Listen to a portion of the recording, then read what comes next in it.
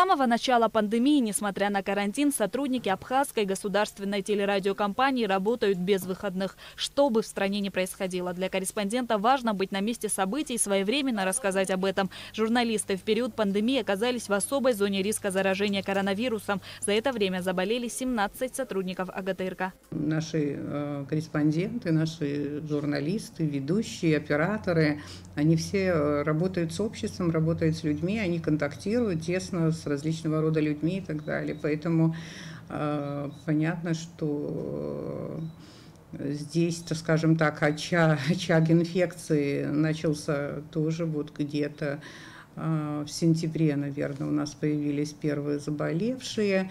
И у нас с этого времени начались очень большие проблемы, потому что творческий коллектив и технический вот коллектив, да, вот костяк наш, который делает эфир, когда несколько человек хотя бы, скажем, да, на каком-то этапе одновременно заболели, и люди, которые контактировали с ними, другие наши сотрудники уходят на самоизоляцию, получается, что вот это творческое поле, на котором мы находимся, теряет свои главные ресурсы. И, конечно, вначале нам было просто страшновато, мы боялись сорвать эфир каким-то образом, не знаю, какая-то сила нам все же помогает, и мы просто, наверное, понимаем все-таки ответственность перед обществом. Вначале даже у врачей был некий страх, вот, да, когда мы заявили о том, что у нас появились заболевшие, и даже нам предложили вообще как бы закрыть телевидение. Оператор видеомонтажа редакции «Щичибзепсенпыла» Миранда Шони – одна из тех, кто заболел коронавирусом. Сейчас она здорова и уже приступила к работе. У меня вот горло начало болеть, потом вот суставы. Первый день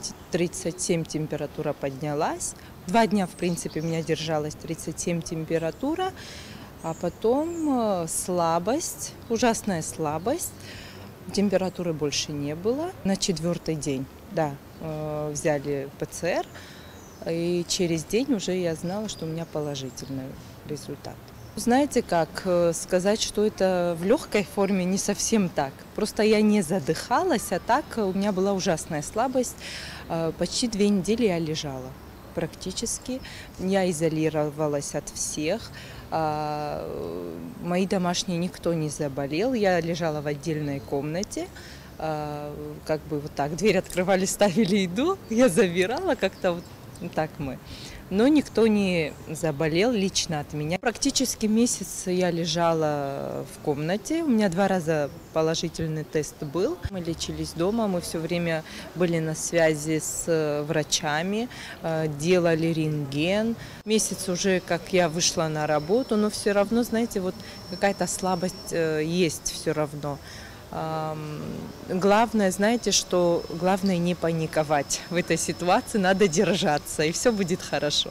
В числе тех, кто переболел коронавирусом, и режиссер выпуска Амшикшара Фарида Джопуа. Изначально она лечилась дома, но в дальнейшем течение болезни ухудшилось, и Фарида была госпитализирована в Гудаутский ковид-центр. К счастью, лечение прошло успешно, и сегодня Фарида снова в строю на рабочем месте. Однако многие заболевшие сотрудники телерадиокомпаний все еще находятся на самоизоляции. С некоторыми из них нам удалось связаться по телефону. Ведущая тематических программ Сария Циквитания рассказала о первых симптомах болезни. Началось все с того, что вот первые симптомы это были жуткие головные боли и изнурительная усталость. Дня 2-3. Потом в один из дней к вечеру резко у меня поднялась температура 38,5. Ну и держалась где-то день. Потом благодаря лекарствам сбили до 37. И вот температура в общей сложности у меня держалась первые 3 дня. Вот эти первые пару дней было жутко, а дальше уже состояние стабильное. То есть усталость, сонливость и полная потеря обоняния сохранялась, конечно. Вот буквально пару дней назад ко мне вернулось обоняние. Считается, что я в легкой форме болею. Перед болезнью Сария готовила новый проект, но его пришлось отложить. Когда я слегла, это было единственное, что меня заботило, так как омрачал тот факт, что я пару съемок провела, то есть Пол работы почти уже было сделано, но тут неожиданно нагрянул коронавирус. Я, конечно, очень надеюсь, что в скором времени удастся выйти на работу и заняться любимым делом.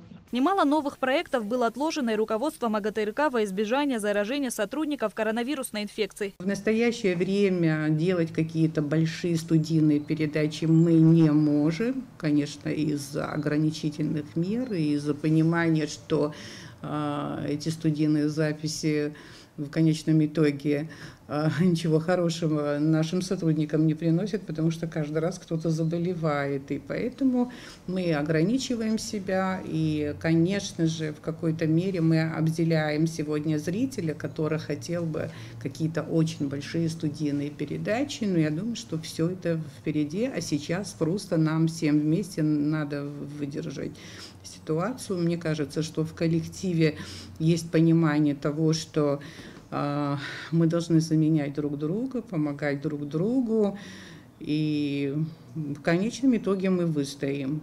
За это время журналистами абхазского телевидения был сделан не один материал из Гудаутского госпиталя, где проходят лечение заболевшие коронавирусной инфекцией. Корреспонденты часто посещают и Сухумскую инфекционную больницу, где делают ПЦР-диагностику. А журналист Нала Мукба и оператор Тимур Гугохи привезли материал прямо из красной зоны Гудаутского ковид-центра. Пока мы все еще находимся в чистой зоне, вот красная зона на шаге от нас, здесь уже реанимационные палаты.